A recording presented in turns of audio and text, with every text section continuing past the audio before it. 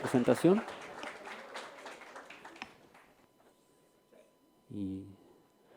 Bien, pues me propusieron este tema, hablarles de nanotecnología para el manejo de resistencias a los antimicrobianos.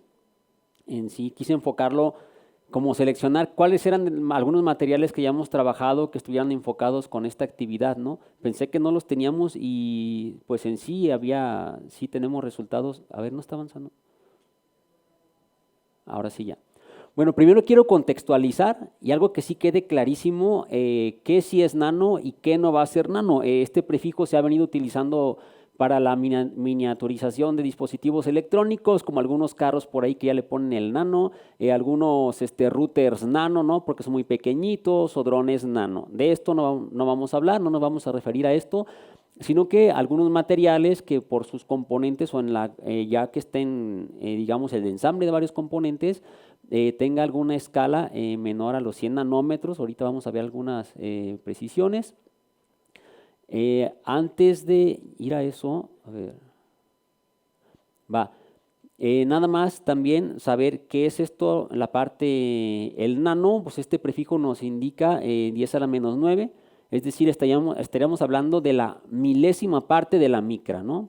Entonces aquí si vemos esta escala, las microcélulas las podemos tener al nivel de la micra y ya una milésima parte de eso sería el nanómetro.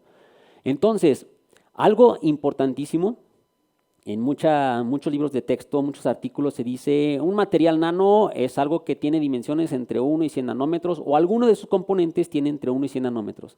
De esta manera, pues podíamos tener un cabello de un animal y a lo mejor en alguna de sus puntas una nanopartícula de 10 nanómetros y será un nanomaterial, ¿no? Sin embargo, a mí digamos, un comentario adicional que hace la NASA que a mí me encanta y que tiene que decir, bueno, este material puede que tenga estas dimensiones, pero además debe de presentar algunas propiedades diferenciadas de lo que lo tiene en su tamaño en bulto, su tamaño en escala macrométrica o fuera de ese rango de 100 nanómetros. Entonces, con esto, pues no necesariamente estamos restringidos a esas dimensiones, podemos tener una partícula de 101, de 102 nanómetros o de 300 nanómetros y presentar alguna propiedad diferente, ¿sí? Eso sería un nanomaterial, un nanocompuesto. Ahora, si lo llevamos a la parte de nanotecnología, pues sería también exigible que esta propiedad nueva que estamos observando en este nuevo compuesto también la estemos explotando para alguna aplicación, ¿no? Para darle alguna utilidad. Y en este caso vamos a hablar de esos efectos que se presentan en la materia en escala nanométrica que lo podemos utilizar contra microorganismos, porque me dijeron que era barrera, pero también se pueden aprovechar a favor en algunos casos. Entonces, ¿tiene un lag, creo? Ahí va. Bien. Ahora también otra parte importante. Se habla mucho de nanomateriales, pero esto viene dentro de los nanomateriales hacen parte de un conglomerado grande de materiales avanzados y materiales moleculares que podemos a veces llamar materiales funcionalizados, híbridos, compositos, materiales multifuncionales, materiales inteligentes.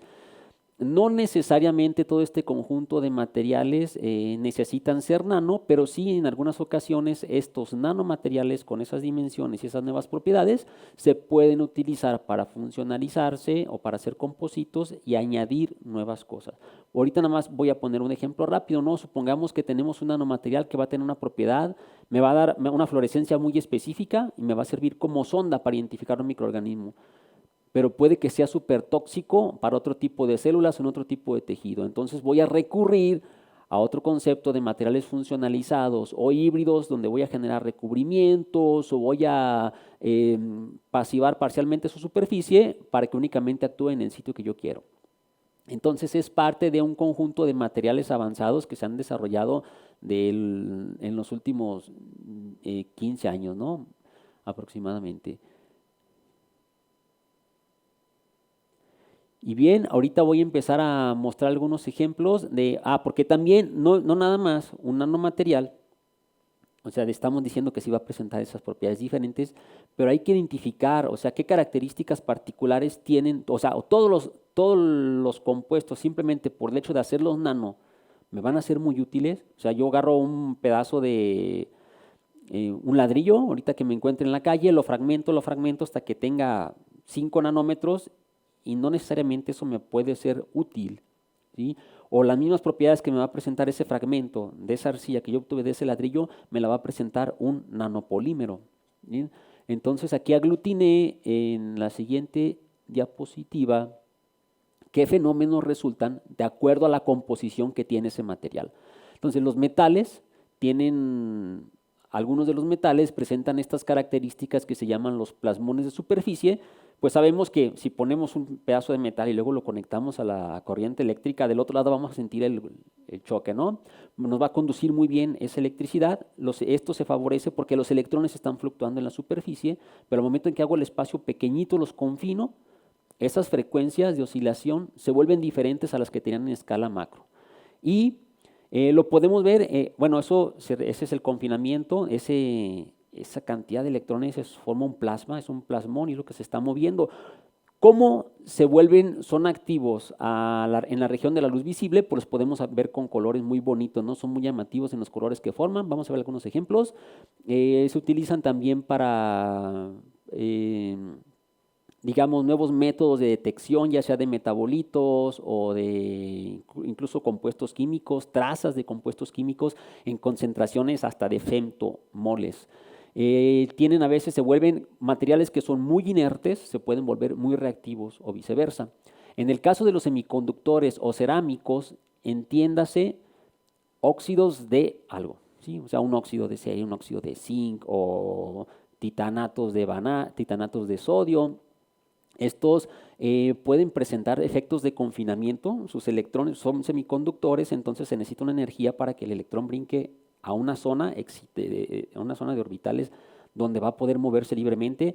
Creo que cuando ustedes hacen ensayos de fluorescencia les dicen que son los estados excitados, entonces podemos jugar con esa energía que se necesita para excitarlo, ¿no? Y a veces es una energía suficiente para que se excite y en vez de que regrese a su estado basal, me haga destrozos con las bacterias. También pueden aumentarse actividad química o ser fotoactivados, ¿no? Estos en los semiconductores, los cerámicos, pues bueno, los semiconductores sí tienen esta composición de cerámicos muy específicos. Ahorita voy a mostrar unos tipos de arcillas, más bien reactividad bactericida.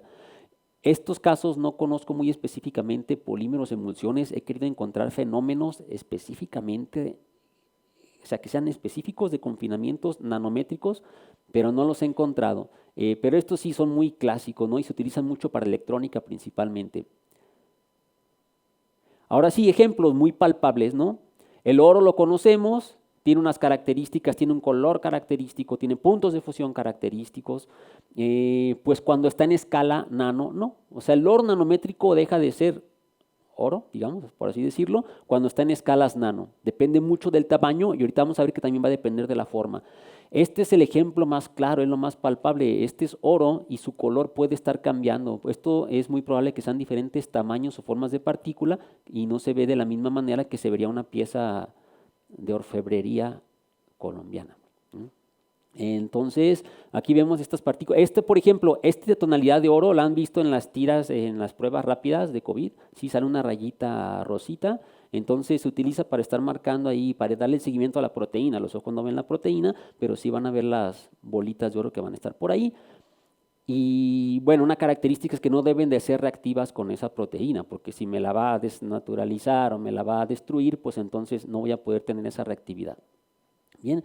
Los puntos de fusión, esto es muy interesante este ejercicio, el oro se funde arriba de los 1000 grados, podemos hacer películas de oro nanométricas que a temperatura ambiente van a fluir como si pusiéramos dejáramos caer aceite sobre una superficie de un vidrio y se va a empezar a segregar o como que se rompe la película y se aglutina en un solo punto. Entonces aquí hay un ejemplo muy claro que el oro de tener temperaturas de fusión tan altas, arriba de 1000 grados, de acuerdo al tamaño de partícula conforme va disminuyendo, aquí al menos en llega hasta abajo de 200, parece que hasta 100 grados centígrados. Y en la experiencia, pues incluso a temperatura ambiente, les digo que fluye, también el cobre tiene esos cambios en el punto de fusión. Y recordaban, ¿no? Pues en la seco, en la prepa, no, el punto de fusión te sirve para identificar un compuesto. Pues aquí vemos que no, los puntos de fusión van a cambiar de acuerdo al tamaño de partícula. Estamos hablando en tamaño. Ahora, ¿qué pasa con la forma en lo que son los metales? Aquí estamos colocando soluciones de partículas de plata. De hecho, se les dicen soluciones y serían suspensiones porque contienen un sólido ahí. Pues ven aquí que son como cápsulas, ¿no? Tienden a ser varillas y a medida que se van compactando, o sea, agarrarían la forma a la esférica, tienden a ser esféricas, pues vemos que aquí como va cambiando también el color. Esto significa que cambia la frecuencia con la que están girando esos electrones sobre la superficie de esas partículas. Las que venden, estaba viendo unos pósters ahorita aquí abajo que hacían unos bactericidas comerciales de plata y por lo general son estas tonalidades las que presentan, la plata coloidal que se compra para desinfectar verduras. Bien, entonces creo que ya se empieza a notar qué efectos tiene la materia nanométrica, ¿no? Semiconductores, ahorita coloqué un caso específico con carbón porque es muy interesante. Agarramos cualquier cosa que tenga materia orgánica, azúcar, té de tila, té de manzanilla, hojas de plátano, las calcinamos de alguna manera controlada o las descomponemos de una manera controlada, hidrolizamos eso para que se produzca carbón. Nosotros sabemos que el carbón con el que van a hacer la carne asada pues no brilla, ¿verdad? Pero cuando está en tamaño nanométrico, lo suspendemos en agua, hace unas soluciones muy bonitas, activas con luz UV y florece. O sea, esto es señal de fluorescencia porque ahí están las nanopartículas, ¿no? Y es carbón. Entonces, esto pues nada más para demostrar que hay un efecto diferente, pero otras cosas también que se pueden utilizar después contra microorganismos es porque estas soluciones, si de alguna manera las dirigimos a que se adhieran a algunas superficies de las bacterias, con radiación infrarroja como esta que tenemos aquí, no es ni siquiera ultravioleta, podemos hacer que aumente la temperatura. O sea, la temperatura la podemos hacer que aumente de 5 hasta 20 grados centígrados en la zona donde están localizadas estas nanopartículas de carbono. Cerámicos, agarré un caso muy específico de los compuestos con los que estoy más familiarizado, son hidróxidos, nada más para que tengan una idea, los antiácidos que se utilizan en la magnesia, ¿sí? Tiene este tipo de estructuras cuando se ven al microscopio, suelen ser hidróxidos de magnesio, hidróxidos de calcio, hidróxidos de aluminio. Y aquí esta micrografía nos está mostrando partículas de 1 a 5 micras, son plaquetas muy grandes. Acá por el contrario tenemos menores a 100 nanómetros, de 100 a 20 nanómetros, este conglomerado que tenemos por aquí. Acá también tenemos otras muy pequeñas. Entonces, estos dos vasos nos representan suspensiones de estos polvos, ¿sí? Algunas de ellas, unas son las nanométricas y otras son las micrométricas. Y una pregunta que suelo hacer es, ¿cuál suspensión creen que es la que tenga las partículas más grandes? Nada más les voy a decir, esta lleva 3 meses, así estaba el vaso y no precipitaba. Y esta otra, por lo general, el 90% de la síntesis a los 15 minutos ya precipitaron de este tipo de partículas. ¿Cuáles creen que sean nano? ¿Las que dice 0,3 o las 0,4? ¿Por qué dijeron la 0? Ah, no, la 0,3. Va, ok. Sí, no, sí es cierto. La mayoría dice la 0,3, no son muy chiquitas, pues entonces tienen menos peso y van a precipitar. Aquí hay una cosa súper interesante también. A lo nano no le gusta hacer nano, que quede como mnemotecnia. O sea, la superficie ya confinaron tanto y es tan reactiva, los electrones, vean cómo se mueven, que es una interfase entre lo que es oro o lo que es arcilla o lo que es carbono con el solvente. Y esa energía, esa interfase tiene que romper. Entonces una manera fácil de evitarla es, me junto con varias inmediatamente para no estar cerca del solvente. Entonces estas son las nanométricas. ¿Sí? Inmediatamente son tan pequeñitas que no pueden estar pequeñas, separadas, y se juntan, inmediatamente precipitan. De hecho, es uno de los desafíos que tiene la gente que hace nanopartículas, que de oro, que de plata, lo que sea, es suspenderlas y que estén estables. ¿Sí? La plata coloidal, pues sí, una vez que la producen, creo que le ponen hasta gelatina para que el medio se haga más viscoso y no coalescan y precipiten. Si no, se va a ver feo la gente pues no lo consumiría, ¿no? Y además, si coalescen, esta coalescencia puede hacer que también las partículas entre ellas se vuelvan a agregar y lo que ya era nanométrico y tal vez era reactivo, a lo mejor ya no va a ser reactivo. ¿Sí? Incluso esa coalescencia a veces se utiliza porque a las partículas les pegan anticuerpos o algo y al momento en que detectan una proteína, ahí llegan y se juntan, se aglutinan todas y cambia la luz que están emitiendo. O sea, a lo mejor de ser rositas pasan a ser azules o pasan a ser más rojas y es una manera de detectar por el color. Ah, mira, aquí tenemos este compuesto, este analito. Entonces, aprovechando esto de que se aglutinan, ¿sí? Hay a veces que esa aglomeración puede ser caótica o esa aglomeración puede llevar como un orden y forman este tipo de estructuras que son muy semejantes a lo que es la rosa del desierto, que es un mineral que así precipita. De hecho, hay un museo en Qatar que tiene este tipo de arquitectura, o sea, aprovecha esa forma y en esas cavidades se pueden utilizar para transportar a agentes activos o agentes bactericidas. Entonces, en el caso de algunos cerámicos, tal vez por sí solos no van a ser bactericidas, pero pueden ser utilizados para transportar en él, ocultar en él un agente, un antibiótico, ¿no? Y se pueden ser sintéticos, como los que hacemos en nuestro laboratorio, o también se pueden utilizar minerales que ya existen en la naturaleza, que tienen nanocavidades, y utilizarlas para ocultar ahí temporalmente un antibiótico y que después sea liberado.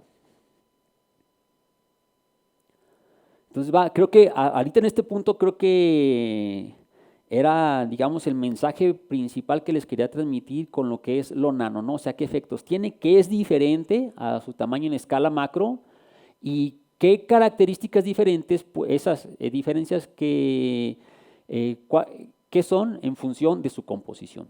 Bueno, ahora sí ya algunos ejemplos de lo que hemos trabajado en el laboratorio. Pues ahorita voy a colocar directamente lo que son iones metálicos. Se utilizan mucho iones metálicos, van a ver si buscan nanopartículas contra bacterias en Scopus o donde quieran. Van a ver que hay mucho de plata, plata como bactericida, incluso que ya la ponen en algunos dispositivos para que también sean hacer superficies bactericidas. Pues ya ven el caso que mencionaba ahorita de la plata coloidal para desinfección de frutas y verduras. Pero hay todavía más metales que se pueden explotar y cada uno tiene sus peculiaridades, ¿no? Y oportunidades de aplicación. Estas son varias soluciones de cobre, todo es cobre, aquí empiezan a crecer las partículas hasta que llegan a tonos rojos. Si llegaran a aglutinarse más, nos da la tonalidad de los alambres de cobre y esta es la típica plata coloidal. ¿Qué tienen estas partículas de específico? En sí no se está explotando ahorita el plasmón es nada más para que se vea bonito. Pero para, digamos, interés como bactericidas es que se pueden erosionar fácilmente, o sea, si eran estables, pueden empezar a reaccionar fácilmente y liberar esos cationes, o sea, se oxidan y estos cationes son solubles y estos son los que tienen algún efecto bactericida. En la plata es más estable que lo que es el cobre. Yo creo que ha sido uno de los factores que ha permitido que la plata se haga tan popular, se pueda almacenar meses y va a seguir siendo estable. El cobre es muy probable que en un mes, si no se hace esa pasivación bien, en vez de agregarse, lo que hace es que se empieza a descomponer y vamos a tener soluciones como si fueran sulfato de cobre o de cloruro de cobre. Pero son estos los que activan y los que tienen el efecto microbicida y ahorita vamos a ver. Aquí pues nada más en la plata, lo que quiero mostrar rápido, este fue un experimento de un chavo de licenciatura con pseudomona. El tamaño simplemente sintetizó algunas partículas de plata de 49 nanómetros y otras de 65 y las puso a prueba en sus cultivos. Entonces hay un efecto más alto después de las 80 horas, o sea, es un efecto inhibidor más alto con las partículas de 65 nanómetros. Entonces, el tamaño sí se vuelve muy crítico en este tipo de nanopartículas. Esto es con el cobre, pues aquí tenemos ya las micrografías del cobre, son las tonalidades que nos da, es el rosa y el azul al mismo tiempo, ¿sí? Y pues este es un gráfico, por ejemplo, contra cepas de tres tipos de salmonela. Pues vemos cómo en función de la concentración, si va habiendo una inhibición, pues es grande, ¿no? Empezamos con 8 logs y llega como a 1. Aquí, vean lo importante, aquí es como una demostración que este cobre, digamos, este cobre que debe ser metálico completamente y no debe estar oxidado, pues tenemos técnicas de resonancia donde podemos estar identificando si ya hay algunas especies de cobre que se nos están oxidando y dice, si hay, entonces se está produciendo esto. ¿Qué efectos tiene? Bueno, aquí cuando van en su fase de crecimiento alto se colocan las nanopartículas en cualquiera de las cepas y los crecimientos pum, inmediatamente caen, ¿no? Caen, aunque algunas se vuelven a recuperar. Pero algo interesante que está pasando esto es que cuando se colocaban las nanopartículas, se intentó extraer RNA para hacer el seguimiento de qué se prendía o qué se podía apagar dentro del microorganismo y salía todo destruido, o sea, salía destrozado que no se pudo trabajar. Entonces está interesante porque estos cationes, o sea, para efectos prácticos, entra y te destruye al microorganismo, ¿no? A ver, ahorita se me hizo un comentario chistoso en la plática, voy a acelerarme, en la plática anterior se hacen los tratamientos con los medicamentos que ustedes tienen, pues acá también a veces trabajamos y hacemos síntesis con lo que tenemos, no necesariamente son materiales tan sofisticados o reactivos que necesitamos, lo hice en la pandemia con reactivos de tlapalería. ¿Puedes darle nada más al del celular, porfa? Ese era el celular que tenía con resinas comerciales, ahí me hice un spray y está cubierto el celular, ¿no? Ya con eso me voy a pasar a la siguiente diapo. Y pues aquí en un laboratorio clínico llevé un celular normal a que le hicieran el estudio, a ver qué tantos bichos crecían. Y este es el del celular ya cubierto con esas partículas de cobre, ¿no? O sea, se pueden depositar en diversas superficies. Otro efecto muy interesante en los cerámicos, yo les decía que se puede controlar la, la energía con que se excita, se hace con la energía necesaria para que electrones que están estables, en orbitales estables, se exciten y salgan incluso de la propia partícula, ¿no? Esto es un ejemplo que saqué de la literatura con óxido de titanio, es muy común, con óxido de zinc también es muy común. Entonces, regulando el tamaño de partícula, se puede hacer que esta energía que se necesita para excitar sea más baja, incluso sea dentro del rango de luz visible, brinque y ese electrón que queda ahí empieza a generar lo que equivale a especies reactivas de oxígeno, porque está en contacto con el agua. Entonces te va a generar ahí una cantidad de ROS muy intensa y eso se puede aprovechar en un dispositivo que también se hizo con un egresado de nuestro laboratorio. Dice, si ya podemos expulsar estos radicales, y en agua se utiliza este método es muy común porque estas partículas se colocan en agua, si hay contaminantes, antibióticos, contaminantes, muchos fármacos, los degrada y los lleva deja como residuos carbón, pues aquí se aprovechó esta estrategia para que esta fotocatálisis, esta capa que se coloca de estos fotocatalizadores, generan estos radicales, entonces entre el aire, se hicieron pruebas con bacterias, con hongos, que entraban en la corriente de aire y se colectaban a la salida de estos purificadores y salían ya inertes, no había crecimiento en las placas cuando se colectaba. Pues también aprovechando ya esta parte de los cerámicos que les digo, a veces utilizamos nada más lo nano para el momento de la preparación. Aquí ejemplifico cómo cuando estas arcillas precipitan, recuerdan que les decía que formaban cavidades, pues podemos poner un compuesto que nos interese. Ahorita vamos a ver que hemos puesto la curcumina o la nicina y al momento en que precipita va a quedar atrapado entre ese conglomerado de partículas el agente activo. Entonces, pues aquí es la nicina, ¿sí? Se hizo ese conglomerado, tenemos imágenes de las partículas, si hay liberación, no la retiene, porque otra cosa es también que la retenga y a lo mejor cuando la ponemos en un medio líquido no la va a soltar, ¿de qué nos serviría? ¿Va? Entonces aquí sí libera la nicina, este gráfico, aquí esta es la nicina sola y aquí la nicina colocada dentro de esos cerámicos, nanocerámicos, y pues la inhibición no es tan alta. O sea, pero también no es no es, digamos, no quedó inactiva, o sea, sí es activa. Entonces, ¿pero qué otras ventajas tiene? Que esto, cuando están estos conglomerados, se vuelve también más estable ante los medios. Entonces, si estamos probando aquí, oye, pues sabes que esta inhibió mucho más, sí, en tu medio controlado, pero si lo vas a estar transportando este producto, vas a someterlo a calor, vas a someterlo a diferentes pHs, se vuelve más estable el que está en estas nanopartículas. Y también así como se ha colocado la anisina, también se ha puesto la curcumina. Aquí rápidamente nada más les muestro estas tres gráficas. Esto fue contra Yardia, perdón. Este es el control, el positivo. Aquí están las partículas que se probaron con curcumina. De este lado tenemos la curcumina y acá estas que están aquí, en las nanopartículas. Aquí hay otras cosas interesantes porque tenemos un efecto, nada más de transporte. También está el efecto ante luz UV, le dio mucha estabilidad a este tipo de curcumina y además promueve la solubilidad. También son otros cambios drásticos que se dan en este tipo de compuestos. La curcumina, de hecho, ahorita en uno de los pósters me estaba platicando Miriam, dice, sí es que tal vez no tuvo un efecto tan intenso porque la curcumina es insoluble, sí, y con esto acá aumenta por causa de la solubilidad que le confiere el hecho de estar en estas nanopartículas. Entonces, bueno, creo que me dio tiempo suficiente. Con esto concluyo y quedo abierto a preguntas.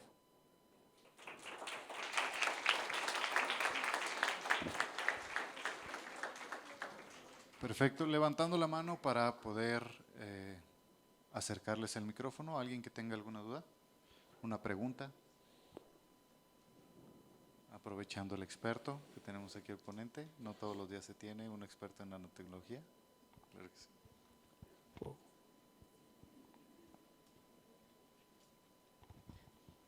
Hola, buenas tardes, Gregorio. Hola. Muy interesante tu plática.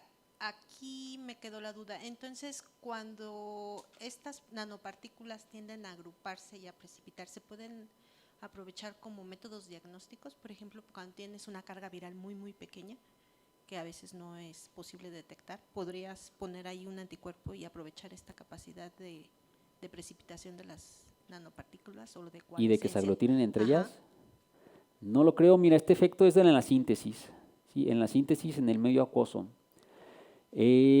Bueno, también si pruebas en un PBS, puede ser que se te aglutine, ¿no? Pero no lo había pensado es que es un sistema muy complejo, o sea, como me lo estás, in vitro es probable, in vitro y sin que nada nos perturbe, pero en un sistema complejo, en un organismo vivo, ahorita me pusiste a pensar, creo que no sería la estrategia con la sola nanopartícula, o sea, por sí me imagino que te refieres a las de las arcillas, por ejemplo, por sí solas no lo creo, porque no serían selectivas, pero sí si las funcionalizamos, te dije, mostré que había otro tipo de materiales y si llegaran a funcionalizar para que sean, de alguna manera te reconozcan un solo tipo de superficie, ahí sí sería probable. Ajá, Pones un anticuerpo específico y entonces ya tienes como esa especificidad. ahí sí llega. Ajá. Okay. Gracias. ¿Alguna otra pregunta? Buenas tardes, Gregorio. Yo quisiera, pues, en relación a la aplicación en seres humanos, ya como ensayos clínicos, de estas nanopartículas, ¿cuáles fueran viables para administrarse en un ser humano para, pues, reducir la resistencia a los antibióticos, por ejemplo? Que fueran viables administrarlas, pues, ya sea en forma sincrónica o asincrónica con el antibiótico. No, ahí los expertos son ustedes. Sí, no sabría ya cuál de estas etapas. Yo más bien les podría hablar de cuáles características tienen y ustedes me pudieran decir, ¿sabes qué metales no puedes colocar? O tal vez cerámicos sí O la podemos concentración de introducir. los metales, ¿no? La Ajá. toxicidad. Bueno, toxicidad, pues es que en este caso ahorita te estaría hablando de plata. Cobre, yo creo que podrían ser cantidades pequeñas, pero también no sé hasta qué cantidades Y las estaría arcillas sí son muy permitido. nobles, ¿no? Las arcillas ya los coreanos pues son como los más avanzados con este tipo, han explotado más y llevado a productos, lo han trasladado, ¿no? Ha sido, digamos, tienen más avance todo lo relacional con arcillas. Pudiera ser unas, pero yo creo que es más factible ahorita los puntos de carbono. Los El carbonos. carbono es carbono. Entonces aquí lo interesante, lo bonito viene con la síntesis, ¿sí? porque desde la síntesis, además de que sea el punto que no tanto por lo del diagnóstico, que es algo bonito, sino como por el tratamiento, por el efecto fototérmico que puedes explotarle. ¿Y qué estás colocando? Carbón. Y carbón, parece que hay evidencias de que sí lo excretas. Creo que es el más Y aún así cercano puede a algo. liberar la partícula Es que sí transporta. llegó y quedó ahí luz roja y por dentro calentaría. O sea, como terapia fototérmica. Y lo libera. O se mueve. No, en este caso sería el mismo, más que, es que no lo estoy pensando en que lleve algo que lo traslade y que lo libere. Eso pudieras auxiliarte con un nanopolímero, por ejemplo. Yo ahorita viéndolo como por la parte física, nada más la pura nanopartícula. Entre el carbono, está ahí donde ya debe de quedarse, y irradias con luz roja y ahí calienta, aumenta la temperatura. ¿Para ahí otra pregunta? Hola, buenas tardes. Hola. En el hospital utilizan plata coloidal para recubrir toda la cisterna como un método para proteger o para asegurar que el agua es segura, está libre de microorganismos, pero en sustitución del cloro como una forma de desinfección. A mí la duda que me queda es cómo se puede monitorizar la concentración de plata coloidal o con qué frecuencia debería de estarse haciendo servicio a la cisterna para asegurar que el agua realmente es libre de patógenos. Yo creo que ningún problema. Los análisis para el agua son muy comunes y hay como hasta kits muy rápidos. Eso es estarlo monitoreando. Creo que aquí lo crítico es cuál es el tiempo que te va a durar activa esa plata que queda adherida a las paredes, ¿sale? Porque se pudiera estar degradando, entonces hasta qué momento ya no está inactivando y empiezan a crecer los microorganismos. Entonces, pero eso lo puede estar monitoreando con un análisis. Creo que aquí algo crítico sería, como les dije, lo nano pues se empieza a comportar diferente, puede empezar a presentar toxicidad diferente. Entonces, esta plata, hay países donde todavía se regula muchísimo y no se han atrevido a introducir la plata, decir, oye, ¿por qué le estás colocando plata? Y esa plata se me está yendo al agua y esa plata, ¿me has probado la toxicidad que va a tener? Pero justo con las características como te la están colocando en la cisterna, ¿no? Porque a lo mejor llega otro proveedor, la vende 2 nanómetros más pequeña o 2 nanómetros más grande y a lo mejor la toxicidad puede aumentar, digamos como para consumo humano. Yo creo que el riesgo más bien sería por ahí. Pero monitoreándolo, pues tú vas monitoreando si hay crecimiento bacteriano o no. Perfecto. Última pregunta. Hola, doctor. ¿Qué Hola. tal? Mucho gusto.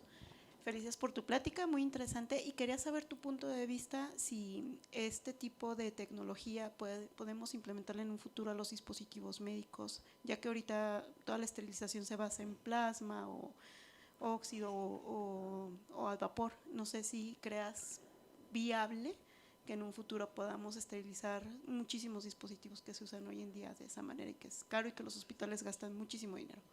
Como interesante para esterilizar así un ambiente está que es con la corriente de aire, ¿no? De hecho, se hicieron las pruebas en CUSEI, el laboratorio creo que es, no diría que a lo mejor 2 tercios de este salón que tenemos aquí, porque es un laboratorio grande y es un poquito más alto. Entonces se colectaban muestras del aire y parecía que tenía un muy buen efecto inhibitorio. De hecho está la ficha técnica del producto, la puedo buscar ahorita más al rato para pasárselas y parece algo interesante, o sea, porque es con la corriente de aire, a través de la corriente de aire. O sea, son como varias estrategias. La ventaja de que yo veo en esto es, en algunos casos, por ejemplo ahorita que lo estaban utilizando para frutas, es que hay ocasiones donde se rocía el desinfectante o donde se está limpiando, no hay acceso a las cavidades, a los pequeños poros en las superficies que puede tener los muebles o si hay algo de tela, lo que sea. Y aquí esto es aire. Entonces es aire que va con esos, es una cantidad de radicales que van ahí volando. Entonces creo que puede ser eficiente eso. Es una buena como aproximación que sería. Y la otra, pues lo que hacen los chilenos que tienen sus yacimientos de cobre, también ya empezaron a llevar todos estos productos de cobre a sus superficies, ¿no? en el material del, creo que hay un hospital que le dicen el Hospital del Cobre y está recubierto ya con superficies de cobre. Perfecto. Pues un aplauso, por favor. Gracias. Muchísimas gracias al doctor